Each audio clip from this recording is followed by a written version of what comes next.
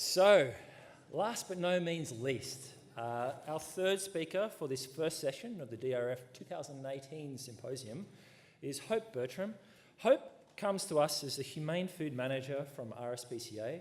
Hope works behind the scenes with some of Australia's biggest brands in order to improve farm animal welfare through their procurement policies. She manages the RSPCA's humane food initiatives, including Choose Wisely and the Approved Farming Scheme, with animal welfare standards for a number of species, including dairy veal.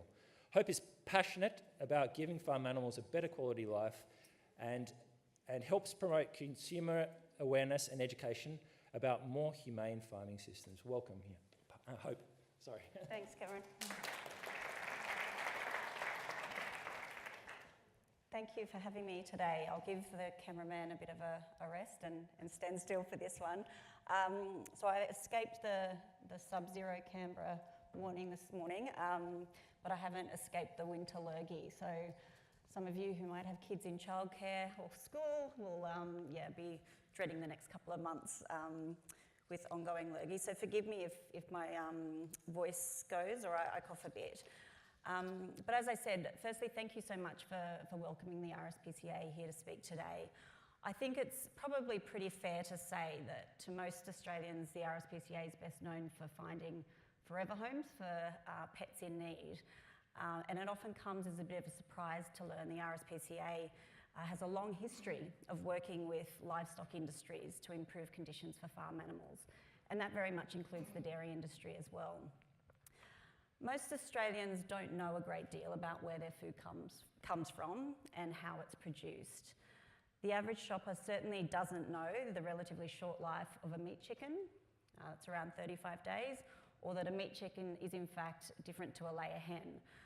I know from my conversations with consumers when I talk to them about the average meat chicken living for 35 days, they just have a look of shock. And they also don't know that the average Australian consumes around 45 kilograms of chicken meat each year. And I think it would be probably fair to say, but people in the room would be able to tell me more about this, that the average consumer doesn't really know that a calf needs to be born in order for a cow to produce milk. They're pretty much removed from the realities of that. So while they don't know a great deal, I think the average consumer, they don't know a great deal about how our food gets from paddock to plate, and often they don't want to know a great deal about how it gets from paddock to plate. They do have an expectation that animals have been treated well in the process. So the RSPCA's position is not whether animals should be used for food or fibre, but really how they're treated and the impact that this has on their welfare. With global consumption of animal-derived proteins on the rise, the RSPCA is focused on increasing awareness and understanding of what constitutes good welfare for farm animals. And that means working with industry to ensure that animals that are bred, reared, and slaughtered for food are provided with an environment that meets their intrinsic needs, and a life and death without unnecessary suffering, pain, or distress. And that's pretty much what the average consumer thinks too. We've certainly seen a growing interest in animal welfare over the past 5 years. 2015, national market research revealed for more than half of grocery buyers in Australia that animal welfare was important when shopping at the supermarket. 3 out of 4 people said it's important that humane food is available when they're eating out at cafes and restaurants. And 2015 research by McCrindle showed 4 out of 5 people believe it's important that meat, eggs, and dairy products sold in Australia are farmed in a humane and ethical way. So we're seeing an increased number of more engaged, more connected consumers. People have access to information, whether it's right or wrong information, and some people are seeking more information about how their food is produced. And animal welfare is becoming an influencer in those consumer purchasing decisions.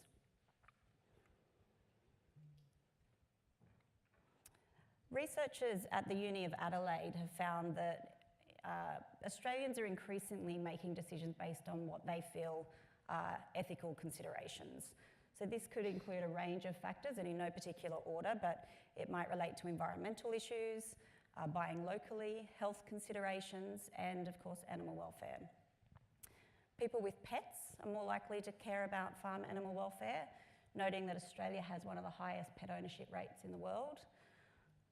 Women are more likely to care around farm animal welfare, and there's really no great sway whether you live in a city or in a regional centre.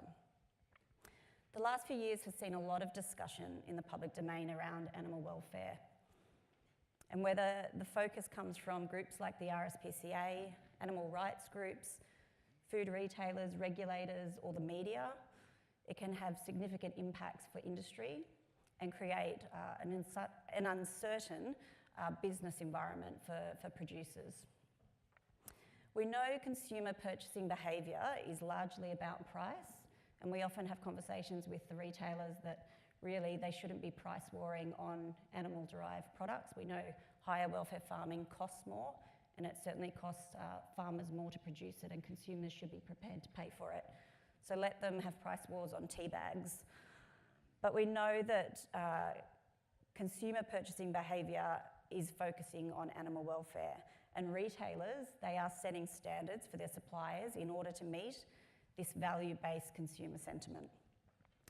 So I just want to share with you a few things that what we believe is growing this interest in animal welfare.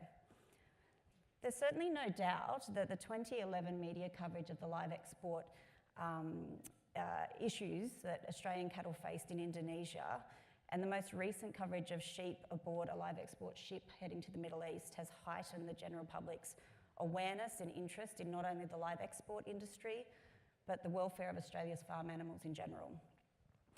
The rise of and influence of chefs like Jamie Oliver have certainly played a key part.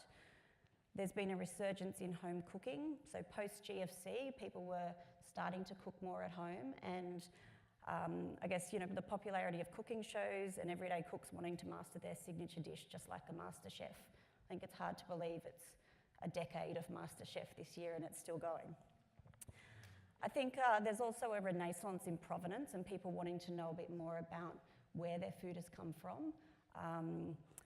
There certainly has been an increase in I guess, the slow food movement as well. But they do want to know some of the story behind it. And if they don't want to know the details, they just want to know that the animals had a good life. The shift is also supported by a generational influence, and like it or loathe it, millennials are educated, they're aware, and they are very much focused on sustainable choices and how they live their daily lives through those choices. So walk through any major supermarket today and you'll see a growing range of products that seek to address the animal welfare concerns as part of their offering to consumers. And it's not just retail, but major food companies in Australia in the food service and the manufacturing space has also recognised a growing interest in farm animal welfare. Some examples of those include Unilever, Goodman Fielder, Subway, and most recently McDonald's Australia has switched all of their fresh eggs to cage-free eggs as opposed to cage eggs. And what we're seeing is these conversations we have with these companies that they're recognising animal welfare is a core part of their social licence to operate. So quite simply, the RSPCA doesn't believe the law goes far enough for farm animals. The challenge, of course, is aiming for the highest possible welfare standards while balancing that against what is achievable on the ground as farmers at the commercial scale today to ensure the continued viability of your farming industry. And all this needs to be set against, to some degree, around consumer awareness and their expectations. The RSPCA knows this challenge only too well. So for the past 22 years, the Improved Farming Scheme has worked with farmers to improve animal welfare for farm animals today. So the RSPCA has animal welfare standards that go above and beyond what's required by law, and this includes a number of different production systems that we work with. And our aim is to have as many farm animals in the program as possible and to create a market and consumer awareness to continue for those animals to be farmed to better standards. The scheme includes standards for a number of different species. So we started off with pig and layer hen standards, and then in 2010 we introduced some additional poultry standards, so meat, chicken and turkey standards. We now have farmed Atlantic salmon standards, which, you know, to have a conversation about fish feeling pain, I think is a bit of a revelation for some people. And we recognise that the RSPCA has a role to play there around educating about fish welfare. But our most recent standards are dairy veal standards. And we released those a couple of years ago, and we've been engaged with the dairy industry, talking to different producers, dairy farmers, also specialised calf rearers about those standards. So the RSPCA knows one of the greatest issues facing the dairy industry is managing bobby calves. And to improve the welfare of bobby calves today, we also recognise that there needs to be a workable solution.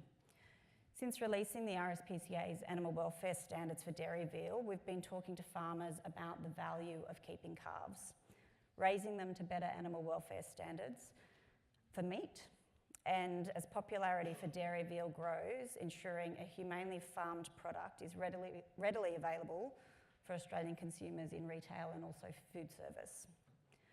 For good welfare, the RSPCA believes calves need to focus on health and nutrition, comfortable housing and bedding, and room to move around. The opportunity to express those natural calf behaviours, like suckling and chewing, and of course the company of other calves to play and socialise. So we really do echo many of the things that Bob mentioned earlier today.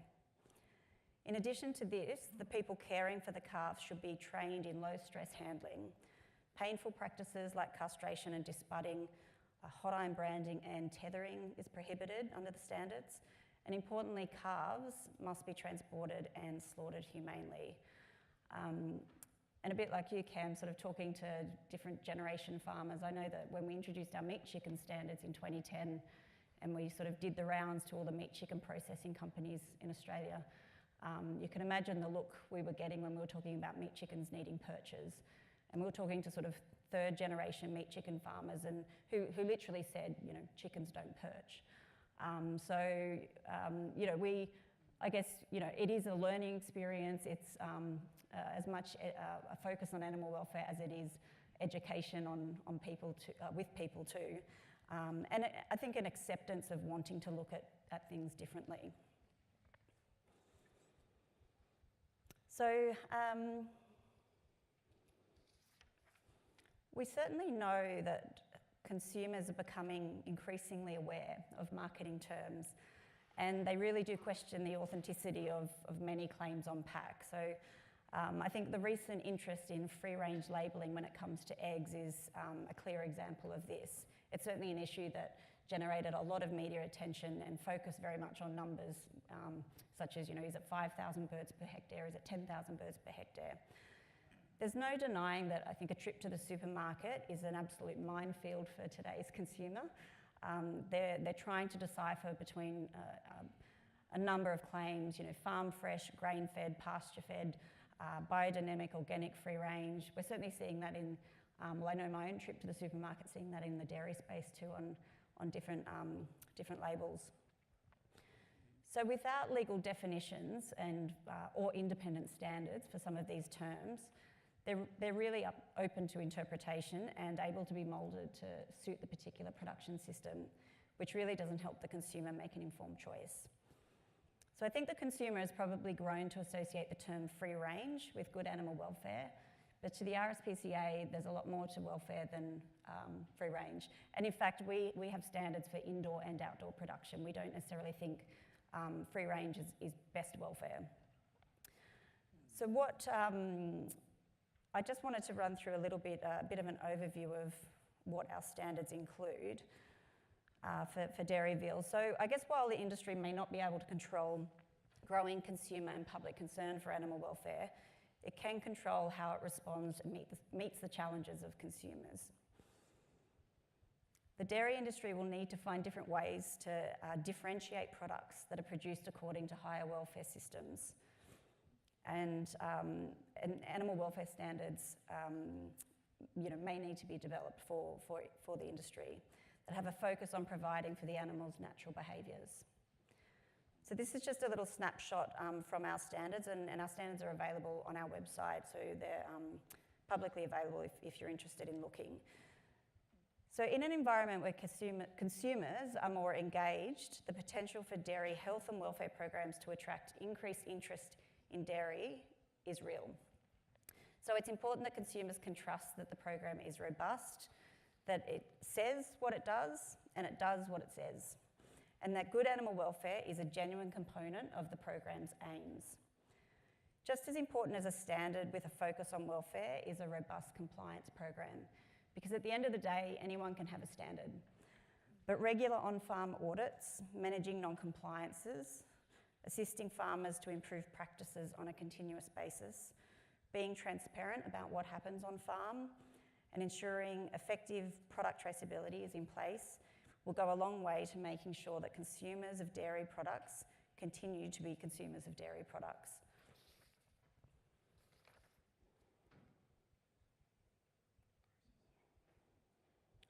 So some may perceive community expectations as an unfair intrusion on their business, but it's no longer a viable position to view community concerns about animal welfare as simply city folk ignorance. Taking into account the preferences of your customers is a good recipe for long-term sustainability. The industry and producers on the ground certainly don't always have to agree with consumer preferences, but ignoring them isn't really an option in this current climate. The RSPCA believes good animal welfare is an opportunity to embrace rather than a threat to be opposed. And we really encourage the dairy industry to keep telling your story. Walking in here today, it's fantastic to see actual images of cattle. There are many industries out there that actually don't show animal imagery at all. But the dairy industry does have some amazing stories to tell, and we encourage you to keep telling them and the work you're doing behind the scenes to improve the dairy industry. So our belief is that with increasing demand for higher welfare products, more dairy farmers will have a greater incentive to adopt more humane farming practices and improve the lives of more animals while maintaining the livelihoods of Australian farmers and farming communities. So we really do think you can get the balance right between animal welfare, consumer expectations, and the commercial reality of dairy farming. And we're keen to continue working with the dairy industry to make that happen. So thanks for your time today.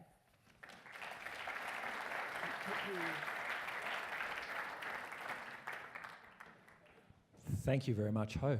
We have 3 minutes for a few questions around here. Yes, Adrian. Adrian Drury, dairy farmer. I suppose what I'm concerned about is that sometimes the interpretation. So you've got the guidelines for dairy veal production on the board there a minute ago, and sometimes it's not necessarily just the farmer's interpretation of what's meant by the one there, which referred to this budding, this horning, tethering, etc., blah blah blah. Sometimes it's interpretation of people who think, oh, this animal's been tethered, for example. So if you want to show a cow, unless RSPCA is against showing cattle, that cow's tethered. So sometimes it's interpretation of the words you're using, and it's the way it's portrayed, not just in the farming community, but in the public or the pseudo enforcers of that, which are people who like to drive on the road and complain. Yep. No, that's a fair point. I think our standards, firstly, our standards are developed with industry, so we don't just develop a standard in-house and roll it out and hope for the best. So there's quite a long consultation process over a couple of years. So with industry groups as well as input from different producers to understand what's happening on the ground, what is commercially feasible, what's achievable. A scientific review, we look at practice overseas, we look at what's the Australian farming context and what can be done here. I think the focus of our standards are very much around natural behaviours. And I think from some of the conversations we've had to date there is very much focus on health, and we also want to see health and natural behaviours. So tethering, I guess, as an example, for long periods, sure. And that's just literally a summary. So the standards are quite extensive. Off the top of my head, we're talking, it's a fair-sized book. It's a bit of bedtime reading for you. So, they are far more prescriptive. It's literally just a snapshot of some of the key elements on that slide. One last question, Terry. Thanks, Terry Tui, dairy farmer. Just back on one of the slides just back before, you had down at the bottom written 10 days for calves by 2020. Yep. Two questions. Has that been consulted to industry? And if so, when? Yeah, so we originally released our standards, which included 10 days. So I guess just to run you through, the way our program works is we'll have some producers will be the dairy farm as well as the calf rearing operation, and then other cases we'll have a dairy farm that will supply calves to a calf rearing operation. And we've realised since we released the standards, one of the greatest challenges for that second scenario is actually getting calves off farm to those specialised calf rearing operations.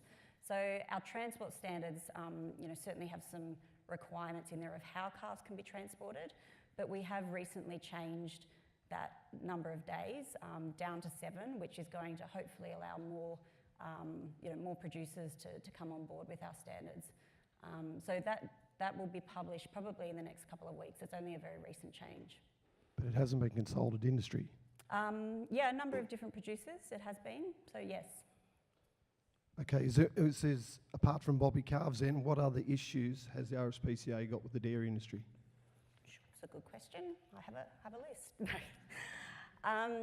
So, like I said earlier, I think we do have a great relationship with the dairy industry, and so I work for RSPCA Australia, and we have a small science team that not only develops our animal welfare standards but really does engage behind the scenes with industry. So I guess a number of conversations over the years and involvement in different dairy groups, working groups from our science team. Look, I think just to sort of flag some of these with you, because they're probably things that will become quite important for your business to consider, how you deal with some of these things. So dairy cows, so maintaining body condition, lameness strategies, mastitis prevention, no induction or tail docking, pain management, dry cow management, udder discomfort, looking at reproductive technologies. I think there's some really great research and different trials being done in the industry, which is really encouraging. I guess general management is, things like low stress weaning for calves, group housing, adequate nutrition, good hygiene. Again, some of the things that Bob mentioned earlier, sufficient space allowance, bedding, so those enrichment elements are really important. Management of replacement dairy heifers, so appropriate calving age, appropriate mating age, heifer rearing, low stress introduction to the herd. So I guess, it's not to say that we know some of these things aren't solved overnight. Like we're very realistic about the things that are part of your business, and also what's happening from a research perspective as well. Hope, and we very much appreciate you coming here today from RSPCA's perspective, and it's part of that ongoing conversation. So I'm sure Terry will be down to have a chat. And will you be staying around for dinner? I'll be, as well? about half an hour and then hitting the road. Beautiful. So Hope will be around for afternoon tea, which we've got right now. But before that, please join with me in thanking Hope for coming. Thanks. And further, please join with me in thanking all of our 3 presenters for this session.